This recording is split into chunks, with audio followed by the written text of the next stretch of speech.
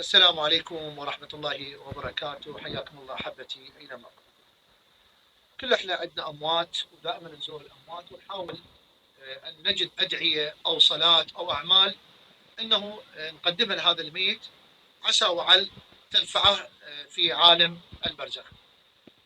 طبعا روي عن رسولنا الأكرم محمد صلى الله عليه وآله وسلم قال: من زار ميت، تسأل الميت إن كان من أقربائك أو كان أنت مثلا داخل إلى المقبرة عن طريق الصدفة وحبيت أنه تدعي إلى أحد الأموات، يقول رسول الله صلى الله عليه وآله وسلم: تقف بجانب القبر وتقول 3 مرات: اللهم إني أسألك بحق محمد وآل محمد أن لا تعذب هذا الميت.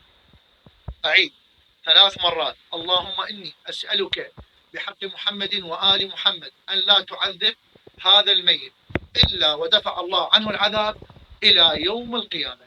فلا تبخلون على أمواتكم إن شاء الله. حياكم الله. لا تنسوني من فاضل دعائكم. أخوكم الشيخ محمد المالكي.